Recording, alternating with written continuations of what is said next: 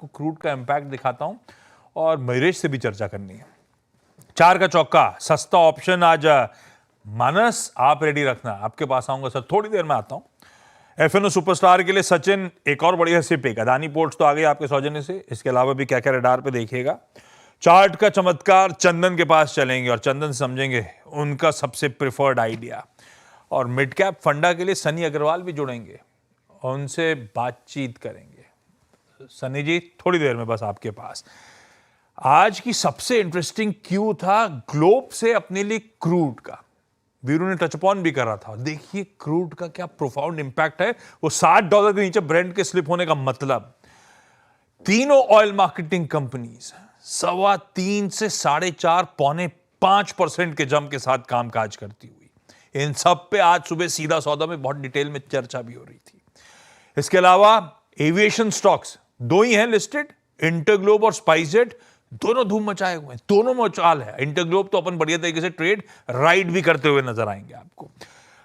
Paint stocks, paints के साथ साथ पिडिलाइट को भी जोड़ दीजिएगा। कोई Asian paints, Berger paints, Pidilite आपकी स्क्रीन पे बढ़िया 2-2.5% के आसपास का उछाल। और एशियन पेंट्स पे तो गाभासर का अपन खुलने के बाद एक ट्रेड राइड भी कर रहे हैं। जो दिक्कत में है बस उसमें ओएनजीसी, ऑयल इंडिया दोनों 1-1.5% दबाव में, क्योंकि ये अपस्ट्रीम है, इनके लिए सरदर्द है क्रूड।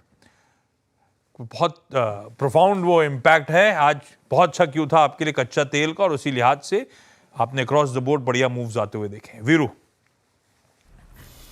जम क्रूड के बेनिफिट को बाजार खेलता हुआ, और निफ्टी बैंक को मैं देख रहा था। निफ्टी बैंक अभी तो देखिए क्या है कि मोटा मोटी 54,000 की ट्रेजेक्ट्री को बहुत डिसाइसिवली इसने छोड़ा नहीं है। लेट्स सी, क्योंकि हम एक बेनिफिट ऑफ डाउट आपको ये भी देना है कि right now bank Nifty is facing extra ordinary pressure of state bank of India, Kotak Mahindra bank.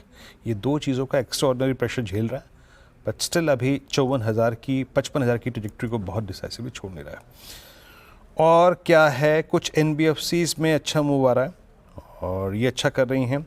Muthoot finance हो गया अच्छा करता हुआ, डे हाई की ट्रेजेक्ट्री मार्केट ट्रेड करता हुआ। और क्या क्या है जो अच्छा स्विंग प्रोवाइड कर रहा है। Look at Trent, post numbers जो कोलैप्स था उसके बाद पहली बार 50 डेमा को पार करता हुआ, लेकिन चार्ट थोड़ा डाउटफुल है तो मैं इसको नहीं लूँगा। बट एक बार रिलायंस की चर्चा कर लेते हैं। रिलायंस की चर्चा अभी तक नहीं हुई, क्योंकि हमें वो जो हमारा पॉइंट है 24,400 का, उसको सिक्योर करने का जो एडवांटेज मिल रहा है वो रिलायंस दे रहा है। रिलायंस है डे हाई 1435 पे, और मैं इस वक्त इसको यहाँ पर डिस्कशन करने के लिए इसलिए लाया हूँ। तारीख थी रिलायंस पे, देखिए विद स्टैंडर्ड डिस्क्लेमर डिस्कशन है, 3 अक्टूबर को रिलायंस ने अपना 200 डेमा तोड़ा था, 3 अक्टूबर को। और उस दिन एक गैप भी क्रिएट हुआ था, उस दिन एक रेंज ब्रीच भी हुआ था।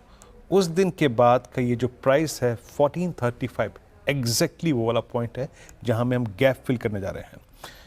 आपका व्यू क्या होगा इस पर मानस, रिलायंस एट 1434? देखिए रिलायंस का व्यू तो डेफिनेटली पॉजिटिव है, और जब से स्टॉक ने 200 मूविंग एवरेज को ब्रेक किया, उसके ऊपर निकला है, तो ये नॉन स्टॉप आई थिंक 1500-1525 की तरफ जा रहा है। तो कभी भी कोई गिरावट मिले तो यहाँ पर खरीदारी करने के ही मौके हैं। अगर आप करंट लोज पे खरीदारी करना चाहते हो तो आपके स्टॉप लॉस 1424 के नीचे लगा लीजिए, ये इंट्राडे के लिए ट्रेड रहेगा।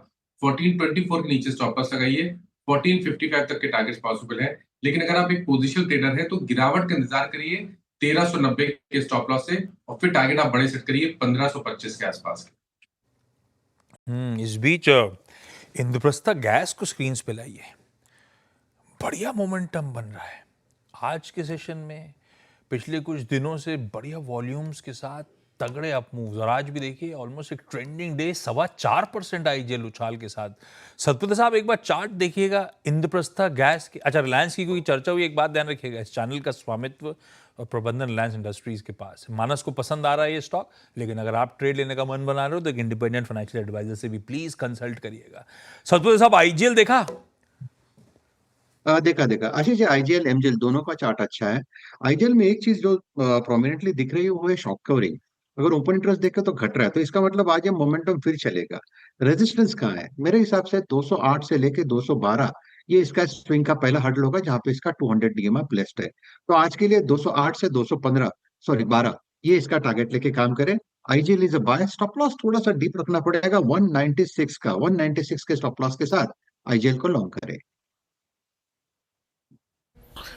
आईजीएल लॉन्ग है। अच्छा, एक बार लेके आइए आप एटर्नल, जिसमें हमने पोस्ट नंबर्स एक सिंक देखा था, बट पोस्ट नंबर्स जो सिंक था वो बाइंग में कन्वर्ट भी हो गया and post that I think first time 239। चंदन, आपका व्यू क्या है? आई मीन 239 240 का सिंपली मीन्स यही है कि आप 15 जनवरी के बाद की पूरी ट्रेजेक्ट्री के बाद सबसे हाईएस्ट क्लस्टर पे ट्रेड कर रहे हैं।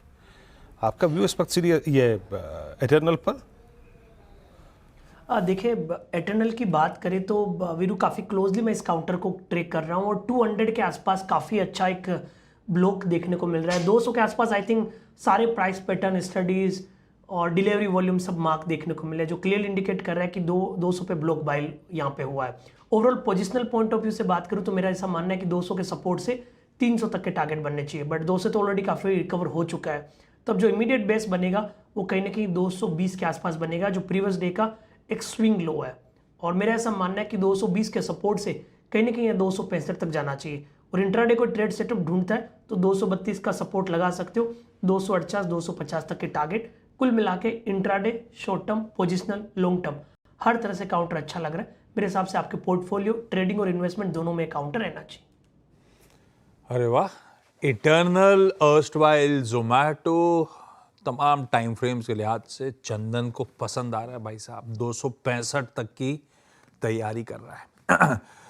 जेएसडब्ल्यू स्टील फ्राइडे के सुप्रीम कोर्ट के दिए हुए तगड़े झटके से रिकवर नहीं कर पा रहा है। आज तो खैर अच्छी खबर थी तो शुरुआत ठीक ठाक हुई, पर मामला देखिए, सरदर्द बड़ा है। 19-20 हज़ार करोड़ रुपए का मामला है। गावा सर, जेएसडब्ल्यू स्टील धक्का लगा था भूषण वाला मामले पे, चार्ट्स पे, लेकिन पोजीशन कैसा? अभी तक तो नो ट्रेड जोन पर है JSW steel. Best avoided completely. अगर किसी को शॉर्ट करना है तो शॉर्ट कर सकते हैं, स्टॉप लगाना पड़ेगा 980 का, लेकिन एक्चुअली बेस्ट अवॉइडेड। ये क्लासिकल ट्रेड है, यहाँ पर ट्रेड नहीं करना चाहिए जेएसडब्ल्यू स्टील जब तक कि क्लैरिटी ना मिले। बिल्कुल, क्लैरिटी इधर फ्रंट्स पे कुछ नहीं है कि वहाँ पे भूषण वाले मामले में इतने इन्वेस्टमेंट्स के बाद क्या फ्रेश डेवलपमेंट्स होते हैं, क्या वापस गुहार लेके सुप्रीम कोर्ट जाएंगे। बहुत इफ्स एंड बट्स लगे हुए हैं और लाइकवाइज चार्ट्स के समीकरण भी गावा सर कह रहे हैं ऐसे हैं कि इस समय अवॉइड ही करिए। अच्छा, 4 का चौका प्लीज। डायरेक्टर साहब स्टिंग लाइए और सबको एक एक करके स्क्रीन पे दिखाइए। सबसे पहले मानस को, मानस के साथ लेना है अपने को सस्ता ऑप्शन। मानस कौन सा? देखिए, आईओसी के बाद मेरे ख्याल से एचपीसीएल पे भी ध्यान दीजिए, क्योंकि यहाँ पर एक फ्लैग पैटर्न का ब्रेकआउट देखने को मिला है। इसलिए एचपीसीएल के 410 के कॉल ऑप्शन में खरीदारी करने की राय रहेगी। 16 रुपए 50 पैसे के आसपास ये ऑप्शन ट्रेड हो रहा है। 410 का कॉल ऑप्शन एचपीसीएल का, वहां पर 11 रुपए 90 पैसे का स्टॉप लॉस लगाएंगे, 11 रुपीज 90 पैसे का, और 28 रुपीज के टारगेट सेट करेंगे। ओके सचिन, आपका एफएनओ सुपरस्टार आज का? वीरेंद्र जी, मुझे लग रहा है आईजीएल में यहाँ पर फ्रेश ब्रेकआउट हुआ है। इसे हमने पिछले हफ्ते ऑलमोस्ट अराउंड 187 के लेवल के आसपास भी आइडेंटिफाई किया था इसी पर्टिकुलर शो पे, एंड 202 का हमारा टारगेट था। वो 202 का टारगेट यहाँ पर अचीव हुआ है, बट ये फ्रेश ब्रेकआउट यहाँ पर नजर आ रहा है एक राउंडिंग बॉटम फॉर्मेशन का, जिसके प्रोबेबल टारगेट्स लगभग अराउंड 213 से लेके 222 तक प्लेस्ड है। तो यहाँ पर मोमेंटम चेज करने की सलाह होगी आईजीएल के फ्यूचर्स में। स्टॉप लॉस आपको यहाँ से लगभग अराउंड 197 पे लगाना है ऑन क्लोजिंग बेसिस, एंड खरीदारी करनी है इसके फ्यूचर्स में। मोमेंटम स्ट्रांग है, उस मोमेंटम को चेस करें। आईजीएल के मई फ्यूचर्स खरीदने का मन।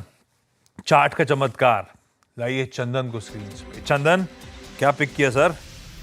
देखिए, बिल्कुल एक अच्छा स्टॉक वीरू ने अभी डिस्कस किया, मैं तो उसी पे फोकस कर लेता हूँ। इटर्नल, पहले जिसका जोमेटो नाम था, मौजूदा लेवल पे खरीदारी की सलाह रखेंगे।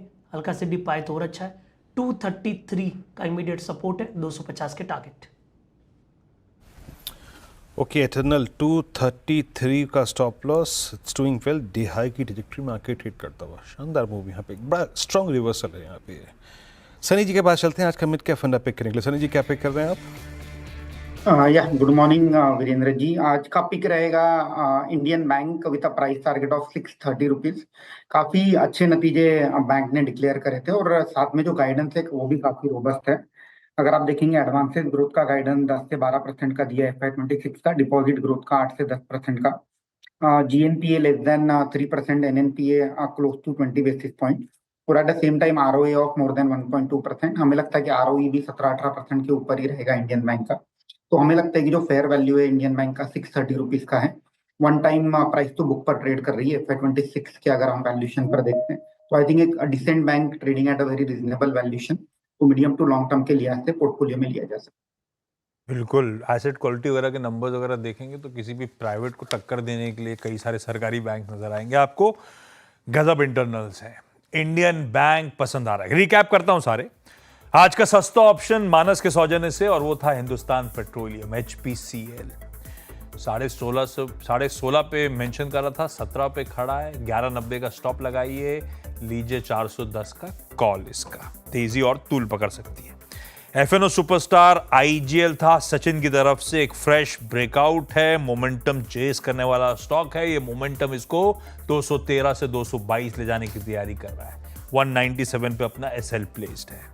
चार्ट का चमत्कार चंदन की तरफ से इटर्नल था, 233 के स्टॉप के साथ 250 के लिए तैयारी कर रहा है। और मिड कैप फंडा सनी जी की तरफ से इंडियन बैंक 630 का टारगेट, तो 10% का मोटा मोटी अपसाइड यहां से नजर आता है सनी जी को। और नंबर्स के बाद अब धीरे धीरे, पहले तो पस्त खुला, उसके बाद अब मोमेंटम स्क्रीन्स पे पकड़ता हुआ इंडियन बैंक दरअसल 2.5% मजबूती के साथ कामकाज कर रहा है। इंडियन बैंक को रखिए रडार पे। ये है आज के प्रिफर्ड